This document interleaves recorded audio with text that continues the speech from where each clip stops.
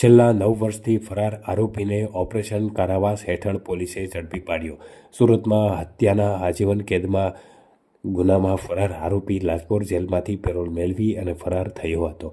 સચિન પોલીસે આરોપી સુરેન્દ્ર પ્રસાદ શર્માને હરિયાણાથી ઝડપી પાડ્યો. આરોપી છેલ્લા 7-8 વર્ષથી પરિવારના સંપર્કમાં પણ ન હતો. આરોપી હરિયાણાના ગુરુગ્રામ ખાતે રહેતો હતો અને તેને બીજા લગ્ન પણ કરી લીધા હતા. આરોપી જે તે જગ્યા પર છુપાયો હોવાની બાતમી મળતા પોલીસે 8 કલાક સુધી વેશપટ્ટો કરી અને આરોપીને ઝડપી લીધો હતો. સુરત શહેરના માન્ય પોલીસ કમિશનર શ્રી અનુપમસિંહ ગેહલોત સાહેબ અને અન્ય સિનિયર ઓફિસરના સૂચના અને માર્ગદર્શન મુજબ ઓપરેશન કારાવાસ અંતર્ગત, એટલે કે જે પેરોલ અને ફરલો રજા ઉપરથી જે જમ્પ થયેલા હોય એ આરોપીઓને પકડી પાડવા માટે સઘન ઝુંબેશ સ્થાનિક પોલીસ સ્ટેશન દ્વારા અને અલગ અલગ બ્રાન્ચો દ્વારા હાથ ધરવામાં આવેલી હતી. તે અનુસંધાને સચિન પોલીસ સ્ટેશનમાં ટોટલ 3 આરોપી હતા કે જેઓ પેરોલ અને ફરલો રજા ઉપરથી જમ્પ થયેલા હતા અને હાજર થયેલા ન હતા. એમને પકડવા માટે એક અલગ અલગ ટીમો બનાવવામાં આવેલી હતી અને એમાં પરિણામલક્ષી પ્રયત્નો કરવા બાબતે કામગીરી ચાલુ હતી. દરમિયાન આ 3 આરોપીમાંથી એક આરોપી સુરેન્દ્ર કલ્લુ પ્રસાદ વર્મા, કે જે મૂળ ઉત્તર પ્રદેશનો રહેવાસી જે છે, અને એ સચિન પોલીસ સ્ટેશનમાં 2007માં આ આરોપી વિરુદ્ધમાં એક મર્ડરનો ગુનો દાખલ થયેલો હતો.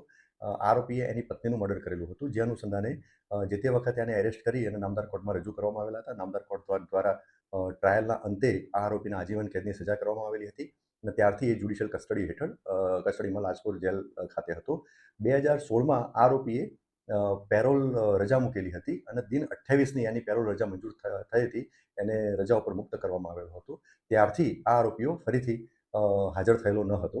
એટલે કે 2016થી આ આરોપી હાજર ન થતા 2016માં સચિન પોલીસ સ્ટેશનમાં ધ પ્રિઝન એક્ટની વિવિધ કલમો હેઠળ એના વિરુદ્ધમાં ગુનો દાખલ કરવામાં આવેલો હતો. ત્યારથી આ આરોપી ફરાર હતો.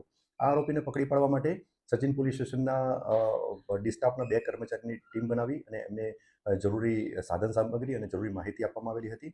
તે અનુસંધાને આ ટીમ એના જે મૂળ વતન એટલે યુપી કરવી ખાતે ગયેલા હતા અને એના સગા સંબંધીઓ, મિત્ર વર્તુળની પૂછપરછ કરેલી હતી. ત્યારબાદ અમુક ચોક્કસ બાતમી મળેલી હતી.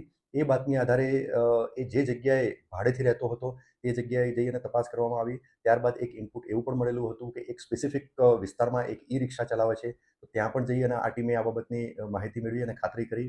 ત્યારબાદ એના પછી એક બીજું ઇનપુટ એવું મળ્યું કે આરોપીએ એક સેકન્ડ મેરેજ કરેલા છે અને એની પત્ની સાથે હરિયાણા ગુરુગ્રામમાં રહે છે અને દિલ્હી ખાતે નોકરી કરે છે. તો આ બાબતે પણ એમાં માહિતી મેળવી અને એના આધારે અમુક ટેકનિકલ સર્વેલન્સથી પણ અમુક માહિતી મેળવવામાં આવી અને એ માહિતી આધારે યુપી જે ટીમ ગયેલી હતી ત્યાંથી પછી એ દિલ્હી રવાના થઈ અને દિલ્હીથી થોડી પ્રાથમિક માહિતી મેળવી અને ગુરુગ્રામ રવાના થઈ અને ત્યાં ચોક્કસ એનું ઘરનું લોકેશન મળ્યું, એની ફેમિલી મેમ્બર પણ મળ્યા. એના પછી આ ટીમ જે છે એ વોચમાં રહી અને વેશ પલટો કરી અને આરોપીની વોચમાં રહી અને જરૂરી ફોટોગ્રાફ્સ આરોપીના હતા, આ ટીમે મેળવેલા હતા.